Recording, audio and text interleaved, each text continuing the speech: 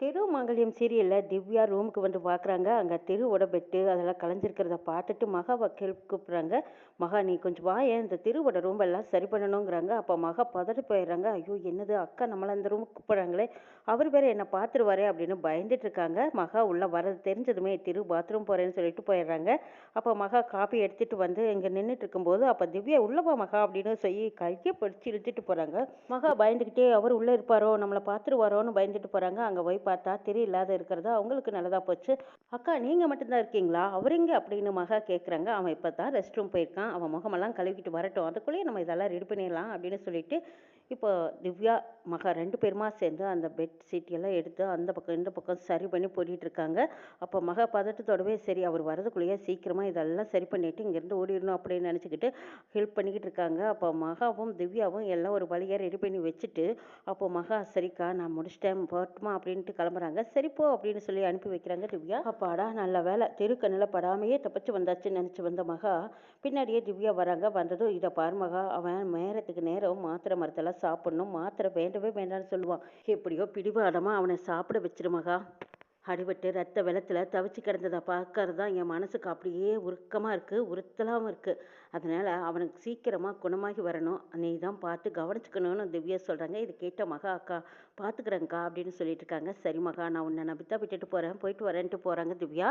அடுத்தது மயில் மார்க்கெட்லேருந்து அவசர அவசரமாக ஓடி வராங்க. வந்ததும் மகா கிட்ட கேட்குறாங்க, என்ன மகா திவ்யா எங்கே இருக்கா, சீக்கிரமாக அவளுக்கு காப்பி போட்டு கொடுங்குறாங்க. அண்ணே நான் அப்போவே போட்டுட்டேன், அக்காவும் கிளம்பிட்டாங்கங்கிறாங்க.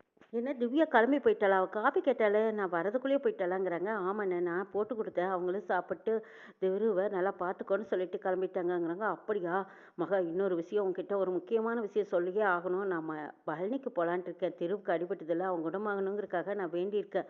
2 நாள் இன்னைக்கு நாளைக்கு சமாளிச்சுக்கலாம், அதுக்கு அடுத்தது நீ தாம்மா எப்படியாவது சமாளிச்சுக்கணும், நான் பழனி போயிட்டு வர வரைக்கும் நீ பார்த்துக்கோங்கிறாங்க. இது கேட்டது மகா பதறி போயிடுறாங்க. என்னண்ணே நீங்களும் இல்லைன்னா நான் எப்படி இந்த பூஜையை செஞ்சு முடிப்பேங்கிறாங்க. எப்படியோ பார்த்து செஞ்சுக்கோ மகா, நான் முக்கியமாக இந்த கோயிலுக்கு போயே ஆகணும்னு சொல்லிட்டு போகிறாங்க மயில். இந்த பக்கம் மகா யோசிக்கிறாங்க, எப்படி என்ன செய்யறதுன்னு தெரியலையே, இன்னும் 16 நாள் பூஜையை நல்லபடியாக சிறப்பாக செஞ்சு முடிச்சு அது வரைக்கும் அவர் கண்ணில் படாமல் இருக்கணும், அவர் குணமாகி வரணும், அவருக்கு இந்த எந்த ஒரு கஷ்டம் கண்ட எதுவும் வந்துடக்கூடாது, இதுலேருந்து தப்பிச்சு அவர் மீண்டு வரணும்னா இந்த பரிகார பூஜையில் எந்த தடங்களும் வந்துடக்கூடாதுன்னு சொல்லியிருக்காங்க. அதே மாதிரி செஞ்சு முடிச்சுட்டு ஒரு நிமிஷம் கூட இருக்கக்கூடாது, இந்த வீட்டை விட்டு வெளியே கிளம்பிடணும்னு மகா யோசிச்சுட்டு இருக்காங்க. யாருமே எதிர்பார்க்கல, திவ்யா சரியான கோவத்தோட திரும்ப வீட்டுக்குள்ளே வந்ததும் இருந்த பொருளையெல்லாம் தூக்கி போட்டு உடச்சிக்கிட்டு திரும்ப கூப்பிடுறாங்க. பின்னாடியே காஞ்சனாவை வந்து இந்த குடும்பத்தை பற்றி இப்போவாது தெரிஞ்சுக்கிட்டியா, இந்த குடும்பத்தோட ஒட்டு உறவு எதுவுமே வேண்டான்னு 20 வருஷமாக நான் பிரிஞ்சிருந்தேன், இப்போ நீ திரு மேலே ஆசைப்பட்டேங்கிற காரணத்துக்காகத்தான் திரும்பவும் இந்த குடும்பத்து மேலே நானும் பாசம் பற்று வச்சு இந்த குடும்பத்தில் ஒட்டினேன், இப்போவாது இவங்களோட யோக்கியதை தெரிஞ்சுதா அப்படின்னு காஞ்சனா ஒரு பக்கம் நல்லா ஏற்றி விடுறாங்க. இந்த வீட்டை பொறுத்த வரைக்கும் இனிமேல் அம்மா அப்பா சொந்தம் பந்தம் எதுவும் கிடையாது, வாடி போகலாம், இதுக்கப்புறம் பேசி என்ன பிரயோஜனம் அப்படின்னு காஞ்சனா திவ்யாவை திட்டி கூப்பிட்டு இருக்கும்போது அப்போ தாத்தாவும் பாட்டியும் வராங்க. காஞ்சனா என்னாச்சு என்னன்னே சொல்லாமல் நீங்கள் 2 பேரும் வந்து இப்படி சத்தம் போட்டுட்ருக்கீங்க, என்னதான் நடந்தது சொல்லுங்கன்னு கேட்குறாங்க. உங்கள் பேரம் பண்ணின காரியத்துக்கு இங்கே நின்று சத்தம் போடுறேன்னு நீங்கள் சந்தோஷப்படுங்க, இல்லைன்னா தெருவில் தான் நின்று கத்திருப்பேன். இத்தனை வருஷத்துக்கு அப்புறம் திரும்பவும் எனக்கு இப்படி மான மரியாதையை வாங்குறதுக்குன்னே நீங்கள் எல்லாருமா சேர்ந்து திட்டம் போட்டு சதி பண்ணியிருக்கீங்க. தினேஷ் காவேரி எல்லாருமே ஓடி வராங்க. வந்ததும் என்னாச்சு என்ன நடக்குது இங்கே ஒன்றுமே புரியலையா அப்படின்னு பாட்டியும் கேட்குறாங்க. ஆமாக்கா என்னதான் நடந்ததுன்னு சொல்லுக்கா, எங்களுக்கு தலையும் புரியல வாழும் புரியலையேங்கிறாங்க கவிதா. திவ்யா கோவமாக நிற்கிறா. நீ என்னடானா ஒன்றுமே புரியாமல் சத்தம் போட்டுட்டு இருக்கேன், நாங்கள் என்னன்னு தெரிஞ்சுக்கிறது சொல்லுக்கான்னு கேட்குறாங்க கவிதா. போதுனியம்மா, இவ்வளவு நாளாக இந்த குடும்பத்தில் உன்னை மட்டும்தான் நான் நம்பிட்டு இருந்தேன், இப்போ உன்னையும் நான் சேர்த்து நம்புறதா இல்லை, எல்லாருமா சேர்ந்து எனக்கு பெரிய அப்பா வச்சு விட்டுட்டீங்கிறாங்க காஞ்சனா. இவங்க எல்லாரும் பேசிகிட்டு இருக்கிற சத்தம் கேட்டு மகா வராங்க. வந்ததும் காஞ்சனா எகிரி பாயிறாங்க. வாடியம்மா வா, இவ்வளவு நேரமாக எங்கடா உன்னை காணுமேன்னு பார்த்தேன், ஏண்டி நீ பண்ணின கூட்டுக்கு நீ பண்ணின வேலைக்கு என் பொண்ணு உனக்கு எவ்வளவு நம்பினா, அப்படி நம்பினவ எங்ககிட்ட எல்லாம் பொய்ய சொல்லி திரும்ப இந்த வீட்டில் உன்னை கொண்டு வந்து உட்கார வச்சல, அதுக்கு நீ காட்டுற நன்றி கடனா இது அப்படின்னு காஞ்சனா கேட்குறாங்க. இங்கே யாருக்குமே ஒன்றுமே புரியல. என்ன காஞ்சனா நீ என்ன பேசுகிறேன்னு எங்களுக்கு எதுவுமே புரியல, தெளிவாக சொல்லுன்னு கேட்குறாங்க. இன்னும் தெளிவாக வேறு சொல்லணுமா, இங்கே நிற்கிறாளே இந்த மகளை நம்பி நான் மோசம் போயிட்டேன்னு திவ்யா பேசிகிட்டு இருக்கும்போது அப்போ தான் திரு வராங்க. திரு வந்தது என்ன திவ்யா ஏன் இப்படி சத்தம் போட்டு பேசிகிட்டு இருக்க, இப்போ என்ன நடந்துச்சுன்னு கேட்குறாங்க. ஓஹோ ஒன்றுமே நடக்கலை அது மாதிரி பேசிகிட்டு இருக்கியா, உனக்கு எவ்வளவு நம்பிக்கையோடு நம்பின 3 வருஷமாக உன்னை காதலிச்ச, ஆனால் நீ சொந்த பந்தம்னு கூட எனக்கு தெரியாது, உன் மேலே அவ்வளவு நம்பிக்கை வச்சனல்ல, நம்பிக்கை வச்சதுக்கு எனக்கு நீ காட்டின நன்றி கட்டினா இது அப்படின்னு சொல்லி திவ்யா கேட்கும். அப்போ திருவுக்கு ஒன்றுமே புரியல. திவ்யா நீ புரியும்படி பேசுங்கிறாங்க. புரியும்படி இன்னும் வேற சொல்லணுமா, எல்லாத்துக்கிட்டயும் அன்பா, பாசமா, அக்கறையா, மரியாதையா நடந்துக்கிற உன்னோட கேரக்டர் எனக்கு ரொம்ப ரொம்ப பிடிச்சது. சொந்தம்னு சொல்லியெல்லாம் நான் உன்னை விரும்பல. உன்னோட நேர்மையை தான் எனக்கு ரொம்ப ரொம்ப பிடிச்சது. நீ நேர்மையா இருக்கேன்னு நினைச்சேன். ஆனா நீ காதலிக்கிற பொண்ணையே இப்படி ஏமாத்துவேன்னு நான் நினைச்சு பார்க்கல. நேர்மையா இருக்கிறவனா இருந்திருந்தா நீ எல்லா உண்மையும் என்கிட்ட சொல்லியிருப்பியல்ல. என்கிட்ட மறைச்சது எவ்வளோ பெரிய தப்புங்கிறாங்க திவ்யா. ஏன் மகா, என்கிட்ட எப்போ பார்த்தாலும் அக்கா அக்கான்னு பாசம் காட்டுற மாதிரி நடிச்சியே என்கிட்ட கூட உண்மையை சொல்லணும்னு உனக்கு தோணலையிலன்னு திவ்யா கேட்கும்போது மகா அப்படியே குமரி போய் நிற்கிறாங்க. அக்கா, நான் உங்ககிட்ட நம்பிக்கையோட தான் இருக்கணும்னு நினைச்சேன். உங்ககிட்ட எந்த உண்மையும் மறைக்கணும்னு நான் நினைக்கலக்கா. இவர் என் கழுத்துல தாலி கட்டின விஷயத்த உங்ககிட்ட மறைக்கணும்னு நான் நினைச்சு கூட பார்க்கல. என்னைக்காவது ஒரு நாள் சொல்லணும்னு தான் நானே நினைச்சிட்டு இருந்தேன். இவர் என் கழுத்தில் தாலி கட்டி கூட்டிகிட்டு வரும்போது இவர் வாழ்க்கையிலையும் இன்னொரு பொண்ணு இருக்கான்னு தெரிஞ்சதும் நான் அப்போவே விலகணும்னு தாக்கா நினச்சேன். ஆனால் நீங்கள் இந்த வீட்டுக்கு என்னை கூட்டிகிட்டு வந்து இங்கே வந்து பார்க்கும்போது அப்படியே நான் நொறுங்கி போயிட்டேன் தெரியுமா. இவர் தான் என் கழுத்தில் தாலி கட்டியிருக்காருன்னு நான் உங்ககிட்ட சொல்ல முடியாத ஒரு சூழ்நிலையில் இருந்தேன். இந்த குடும்பமும் உங்கள் குடும்பமும் இவ்வளவு நாளைக்கு அப்புறம் ஒன்று சேர்ந்துருக்கீங்க. இந்த கல்யாணத்தில் தான் எல்லாரும் ஒன்று சேர போகிறீங்கன்னு தெரிஞ்சதும் சீக்கிரமாக நம்ம இந்த வீட்டை விட்டு வெளியே போயிடணும்னு பல தடவை நான் முயற்சி பண்ணேக்கா. ஆனால் அந்த வீட்டை விட்டு என்னால் வெளியே போகவே முடியல. போகலான்னு நினச்ச போதெல்லாம் ஏதோ ஒரு மாற்றத்தால் திரும்பவும் இந்த வீட்டுக்குள்ளே வரும்படி ஆயிப்போச்சு. திவ்யா கிட்ட கேட்குறாங்க. ஆமாம், உண்மையாக என்ன நீ காதலிச்சிருந்தா இந்த மாதிரி ஒரு சூழ்நிலையில் ஒரு பொண்ணு கழுத்தில் தாலி கட்டியிருக்கேன்னு என்கிட்ட உண்மையை மறைக்காமல் நீ சொல்லியிருக்கணுமல்ல. நீ மட்டும் நேர்மையானவனா இருந்திருந்தா என்கிட்ட எதையுமே மறைச்சிருக்க மாட்டேன். ஆனாலும் நீ செஞ்ச தப்பை எதாலையும் மறைக்கவும் முடியாது, அதை அழிக்கவும் முடியாது. சரி, நீ உண்மையா இல்லைன்னு எனக்கு புரிஞ்சு போச்சு. ஏன் மகா, நீ என்கிட்ட உண்மையாக தானே இருந்துட்ட. இந்த மாதிரி ஒரு விஷயம் நடந்துருச்சுன்னு நீயாவது என்கிட்ட சொல்லியிருக்கணுமல்ல. அதுக்கு நான் ஏதாவது வேறொரு முடிவு எடுத்திருப்பேன் இல்லைங்கிறாங்க திவ்யா. ஒரு பைத்தியக்காரி தானே இவ. அன்பு பாசத்துக்கு கட்டுப்பட்டு கிடக்கிறவ. இவகிட்ட எப்படியோ ஏமாத்திடலான்னு நினச்சி தானே என்னை 2 பேருமா சேர்ந்து ஏமாத்திட்டீங்கன்னு திவ்யா கேட்கும்போது அப்போ மகா அழுகுறாங்க. ஐயோ அக்கா, அப்படியெல்லாம் என்னை தப்பாக நினைக்காதீங்கக்கா. என்னோட சந்தர்ப்ப சூழ்நிலை காரணத்தினால தான் நான் சொல்ல முடியாமல் போச்சு. இவர் வாழ்க்கையில் இன்னொரு பொண்ணு இருக்கான்னு தெரிஞ்சதுமே நான் அப்போவே இவரை விட்டு விலகி போயிட்டேன். எந்த சூழ்நிலையிலுமே உங்களுக்கு நான் துரோகம் பண்ண நினைக்கவே இல்லைக்கா. நீங்கள் 2 பேரும் கல்யாணம் பண்ணிக்கிட்டு சந்தோஷமாக இருக்கணும்னு தான் நான் இங்கேருந்து விலகுனேன்னு நினச்சேக்காங்கிறாங்க. போதும் மகா, பேசாததுக்கு மேலே. மகா, இதுக்கப்புறமா நீ பேசுகிறத நான் நம்புவேன்னு நினச்சிட்டு இருக்காத. நீங்கள் 2 பேர்த்தையும் நம்பி நான் முட்டாள்தனமாக தான் இந்த இடத்துல நிற்கிறேங்கிறாங்க திவ்யா. இதுதான் சான்ஸ்னு காஞ்சனா சொல்கிறாங்க. இதை பார் ஸ்ரீ, இதுக்கப்புறமா இந்த குடும்பத்தை நீ நம்பாத, இவனையும் நம்பாத. ஆரம்பத்தில் விடிச்சு உன்கிட்ட நான் நிறைய சொல்லிட்டு இருக்கேன். ஆனால் நீ தான் கேட்கல. சரி, இப்போவும் நீ பேசி முடிக்கட்டும்னு தான் நானும் பொறுமையாக இருந்தேன். இந்த நம்ப வச்சு கழுத்து இருக்கிற குடும்பம் இந்த குடும்பம், இவங்களை பற்றி நீ தெரிஞ்சுக்கணுன்னு தான் இவ்வளவு நேரமாக நான் அமைதியாக பார்த்துட்டு இருந்தேங்கிறாங்க காஞ்சனா. காஞ்சனா எல்லார்ட்டையும் கூப்பிட்டு, இனிமேல் இந்த வீட்டுக்கும் எனக்கு இருந்த ஒட்டு உறவு எல்லாமே முடிஞ்சு போச்சு. இந்த வீட்டுக்குள்ளே திரும்பவும் நான் அடியெடுத்து வைக்கணும்னு நான் நினச்சது என் பொண்ணுக்காகத்தான் திரும்ப வந்தேன். சரி, என் பொண்ணு ஆசைப்பட்டாலேன்னு தான் இந்த வீட்டுக்கு மருமகள் ஆகட்டும்னாவது நான் நினச்சேன். ஆனால் இனிமேல் அது கனவுலையும் நடக்காது. திவ்யா, இதுக்கப்புறமா இங்கே நிற்க வேண்டாம், பேச வேண்டாம், வா போகலாம் அப்படின்னு காஞ்சனா திவ்யாவை கூப்பிட்றாங்க. அங்கேருந்து எல்லாருமே பதட்டத்தோட, என்ன காஞ்சனா இப்படி அவசரப்பட்டு முடிவெடுக்கிற, கொஞ்சம் அமைதியாயிரு, என்ன நடந்ததுன்னு கேட்கலாங்கிறாங்க தாத்தா. அதெல்லாம் ஒன்றும் கேட்க வேண்டாம், இவ்வளவு நேரமாக கேட்டுட்டு தானே இருந்தீங்க. இதுக்கப்புறம் கேட்டு என்ன பண்ண போகிறீங்க. அதுதான் அவனுக்கு அவளுக்குன்னு ஆயிப்போச்சு. அவன் கழுத்தில் தாலியை கட்டி இவளும் தந்திரமாக இந்த வீட்டுக்குள்ளே நுழைஞ்சிருக்கா. இந்த மகாராணியை வச்சே இந்த வீட்டு மருமகளாக்கிக்குவாங்க. என் பொண்ணை இனிமேல் நினச்சி பார்க்காதீங்கிறாங்க காஞ்சனா. இதுக்கப்புறமா நான் திருவை கல்யாணம் பண்ணிக்க போகிறதா இல்லை அப்படின்னு நினச்ச திவ்யா போன வேகத்தில் அங்கேருந்த ஒரு கத்தியை எடுக்கிறாங்க. கத்தியை எடுத்துக்கிட்டு வந்து அப்படியே திவ்யாவோட கழுத்துலேயே வச்சுக்கிறாங்க. அங்கேருந்து எல்லாருமே ஓடி வந்தது. திவ்யா, என்ன ஒரு பைத்தியக்காரத்தனமாக பண்ணிக்கிட்டு இருக்க, முட்டாள்தனமாக ஏதாவது செஞ்சுடாதேங்கிறாங்க திரு. ஆமாம், நான் ஒரு முட்டாள் தான், நான் ஒரு பைத்தியம்தான். உன்னை காதலிச்ச பாவத்துக்கும் ஒரு தங்கச்சி மாதிரி நினச்ச அவளை நம்பினேனே, அந்த நம்பிக்கைக்கும் நான் இப்போ முட்டாளாக தான் நிற்கிறேன். யாரும் இதுக்கப்புறம் பேசவே வேண்டான்னு சொல்லி கையில் கத்தியை வச்சுக்கிட்டு திவ்யா எல்லாத்தையும் மிரட்டும் போது அப்போ மகா ஓடி வந்ததும் கையை பிடிச்சிக்கிறாங்க. அங்கே திருவும் வந்ததும் திவ்யா கிட்ட இருந்த கத்தியை வாங்கி அப்படி பிடிங்கி வீசுகிறாங்க. என்ன ஒரு முட்டாள்தனமான காரியம் பண்ணிட்டு இருக்க, பேசிகிட்டு இருக்கும்போது ஏன் இப்படி ஆத்திரப்படுறீங்கிறாங்க. இதுக்கப்புறமா நான் ஆத்திரப்பட்டோ கோவப்பட்டோ இனிமேல் எனக்கு என்ன ஆக போகுதுன்னு நான் வாழ்ந்து என்ன பண்ண போகிறேன்னு திவ்யா அவசர முடிவு எடுக்கும்போது அந்த கத்தியை வாங்கி தூரம் வீசுகிறாங்க. அப்போ தான் அம்பிகம்மா மாடியிலேருந்து வந்துட்டு இருக்காங்க. இங்கே என்ன நடக்குதுன்னு கேட்குறாங்க. அம்பிகாவை பார்த்ததுமே காஞ்சனா கரிச்சு கொட்டுறாங்க. வாடியம்மா, வா மகாராணி, உனக்கு இப்போ தான் வரதுக்கு வழி தெரிஞ்சதா. 20 வருஷத்துக்கு முன்னாடியா இந்த குடும்பம் பிரிஞ்சதுக்கு காரணமே நீ தானே.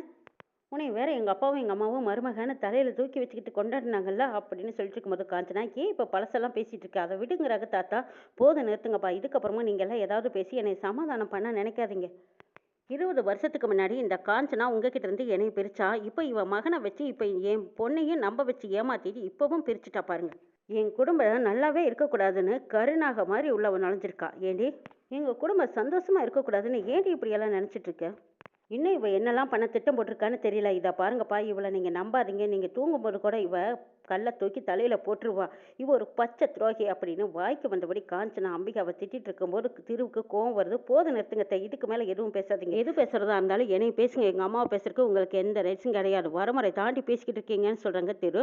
ஏய் போதும் நிறுத்து திரு, நீ பண்ணின அயோக்கியத்தனத்துக்கு நீ எல்லாம் பேசவே கூடாது. நாங்க என்ன பேசினாலும் பேசுறத கேட்டுக்கிட்டு எல்லாரும் வாயை மூடிக்கிட்டு கம்முன்னு தான் இருக்கணுங்கிறாங்க காஞ்சனா. இதுதான் நல்ல சான்ஸ்னு தினேஷ் சொல்றாங்க. ஆமாமா, என் வலையில இந்த மகா திருடி வச்ச போது எல்லாரும் அவளுக்கு தான் சப்போர்ட் பண்ணீங்க. அப்பவே இந்த மகாலை பத்தி எனக்கு நல்லா தெரியும். ஆனா எல்லாருமா சேர்ந்து அவளை தான் தலையில தூக்கி வச்சுக்கிட்டு அவளை கொண்டாடுனீங்க. அதனால என்னால எதுவும் பேச முடியாம போச்சு. திருடி தானே அப்படின்னு தினேஷ் ரொம்பவே மனசு காயப்படுற மாதிரி பேசிட்டு இருக்காங்க.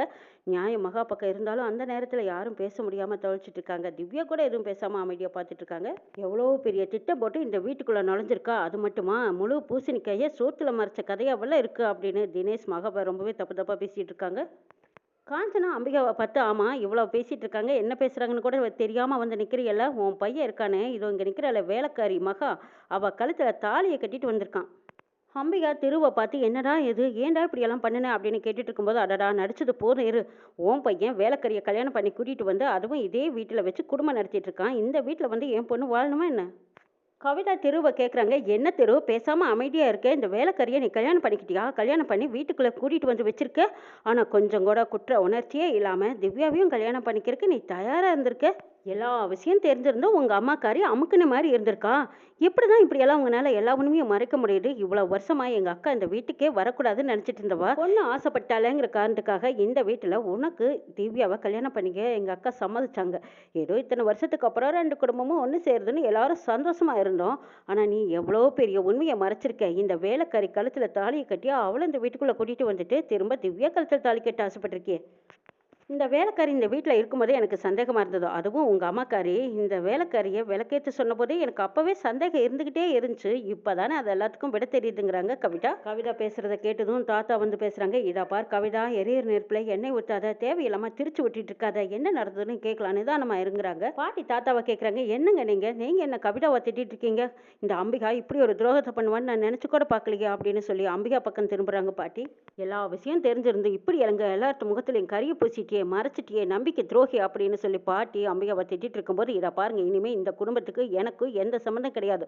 நான் செத்தா கூட நீங்கள் யாரும் வந்துடாதீங்க, இங்கே என்ன நடந்தாலும் நானும் வரமாட்டேன்னு காஞ்சனா அப்படி பொறிஞ்சு தள்ளிக்கிட்டு இருக்காங்க. ஐயோ காஞ்சனா, என்னது ஏன் இப்படியெல்லாம் பேசிட்டு இருக்கீன்னு தாத்தாவும் பாட்டியும் அலறி துடிக்கிறாங்க. போதும் நிறுத்துங்கப்பா, இதுக்கப்புறமும் நீங்கள் என்கிட்ட இதை பற்றியெல்லாம் எதுவும் பேசாதீங்க.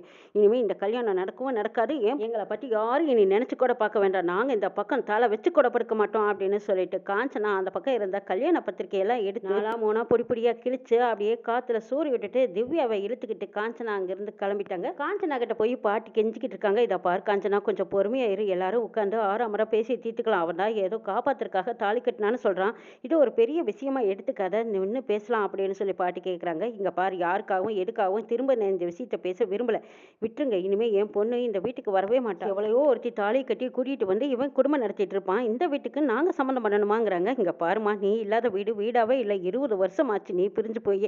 இதுக்கப்புறம் இது ஒரு நல்ல காலம், இந்த ரெண்டு குடும்பமும் ஒன்று சேர போகுது அப்படின்னு நாங்கள் சந்தோஷப்பட்டுட்டு இருந்தோம். திடீர்னு எடுத்தோன்னு முடிவு எடுக்காதேன்னு கெஞ்சுறாங்க பாட்டி. தாத்தா வந்து அவசரப்பட்டு முடிவு எடுக்காத காஞ்சனாங்கிறாங்க. இதை கேட்டதும் கவிதா பொறிஞ்சு தட்டுறாங்க. இதை பாருங்கப்பா, நீங்கள் இப்போ பேசுறது எதுவுமே சரியில்லை. இவ்வளோ விஷயம் நடந்திருக்கு, இப்போ கூட நீங்கள் அவங்க பக்கம்தான் பேசுகிற மாதிரியே இருக்கு. அக்கா கேட்கறது நியாயமான கேள்வி. ஆனால் இவ்வளவு நாளாக இந்த அம்பிகை உள்ள வந்ததுக்கப்புறம் என் வாழ்க்கையே கெட்டு போச்சு. நானும் இப்போ வெறுமரமாக உட்காந்துருக்கேன். நான் இப்படி கோந்திருக்கிறதுக்கு காரணமே இந்த அம்பிகா தான். இப்போ திருப்பாரு, அக்காவுக்கு எவ்வளோ பெரிய துரோகத்தை பண்ணியிருக்கான். இவ்வளோ பெரிய துரோகம் பண்ண உனக்கு ஸ்ரீயை இவனுக்கு கல்யாணம் பண்ணி கொடுக்க முடியாதுங்கிறாங்க கவிதா. இதை கேட்ட பாட்டி, என்ன கவிதா இப்போ நீ அக்காவுக்கு சாதகமாக பேசிகிட்டு இருக்க, காஞ்சனா ஏற்கனவே கோவமாக இருக்கா, அவளுக்கு ஏற்ற மாதிரி நீ பேசுறியே, எப்படியாவது சமாதானம் பண்ணி திருவுக்கும் திவ்யாவுக்கும் கல்யாணத்தை பண்ணி வைக்கிற வழியை பார்க்கலாங்கிறாங்க பாட்டி. கவிதா திட்டம் போட்டு வச்சுட்டாங்க, எப்படியாவது அக்காக்காரியும் இந்த திவ்யாவையும் விரட்டி விட்டுடலாம். அதுக்கப்புறம் இதுதான் நல்ல சான்ஸ்னு அம்பிகாவை ஓரங்கட்டி உட்கார வச்சிடலாம். இதுக்கப்புறம் இந்த மகாலட்சுமியை எப்படியும் வீட்டை விட்டு வெளியே விரட்டிடலாம். இது நினைச்சே திரு அப்படியே ஓரமாக முடங்கி போயிடுவான். பிஸ்னஸும் சரி சொத்தும் சரி எல்லாம் கௌதம் கூட நம்ம போட்ட திட்டம் நடக்கும்னு நினச்சிக்கிட்டு இப்போ கவிதா இதுதான் சான்ஸ்னு இடையில போந்து அவங்க பக்கம் நியாயம் இருக்கிற மாதிரி பேசிகிட்டு இருக்கிறாங்க. இந்த கன்றாவியெல்லாம் என் கண்ணால் பார்த்துக்கிட்டு இருக்கணுமா என்ன? இந்த அம்பிகா எப்போ இந்த குடும்பத்துக்குள்ளே கால் எடுத்து வச்சாலோ அப்போவே இந்த குடும்பத்தோட நிம்மதி, சந்தோஷம், கௌரவம், மானம், மரியாதை எல்லாமே போயிடுச்சு.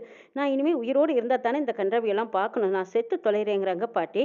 அத்தை ஏற்ற இப்படியெல்லாம் பேசுகிறீங்கன்னு அம்பிகம்மா வந்து கேட்கும்போது, எல்லாம் உன்னால தாண்டி, நீ பண்ண காரியத்தினால தான் என் பொண்ணு காஞ்சனா வீட்டை விட்டு வெளியே போயிட்டா. இன்னொரு பொண்ணு கல்யாணம் பண்ணிக்காமயே ஒத்த மரமா இன்னை வரைக்கும் தனி மரமா நின்னுட்டு இருக்கா. இதுக்கும் காரணம் அம்பிகா நீ தான். இதெல்லாம் என் கண்ணால பாத்துக்கிட்டு இருக்கணும்னு என் தலையெழுத்த பையன் செத்தும் கூட அவன் கட்டின தாலியை இன்னும் கழுத்துல போட்டுக்கிட்டு வெக்கமே இல்லாம இன்னும் பொட்டு பூவோட அப்படியே சுத்தி உலாவி வந்துட்டு இருக்க. இது எல்லாத்துக்கும் காரணம் நீ தாண்டி. இவ்வளவு நாளா நான் சரி போனா போதுன்னு நினைச்சிட்டு இருந்தேன். ஆனா நல்லவ மாதிரி இப்படி நடிக்கிறியே, உன்னோட நடிப்பெல்லாம் அதோட வச்சுக்கோ அப்படின்னு சொல்லி வசுந்தரா வார்த்தைகளால் அப்படியே நெருப்பு அள்ளி கொட்டிட்டு இருக்காங்க. இதெல்லாம் கேட்டுட்டு இருந்த தாத்தா சொல்றாங்க, இதை பார் வசுந்தரா, இதுக்கப்புறமா நீ அம்பிகாவை குறை சொல்லாதீங்கிறாங்க. பிரச்சனைக்கு காரணம் இந்த சூழ்ச்சிக்காரி அம்பிகா தான் சொன்னதும் அம்பிகாமா நெஞ்சு வலியோட அப்படியே துடிதுடிச்சு போய் கீழே விழ போறாங்க. தாங்கி பிடிச்ச திரு அப்படி கண்ணு முழிச்சு பார்த்தா வெறும் கனவா இருக்கு. பயந்து போன திரு லட்சுமியை பார்த்து வீட்டை விட்டு வெளியே போங்கிறாங்க. என்ன நடக்குது?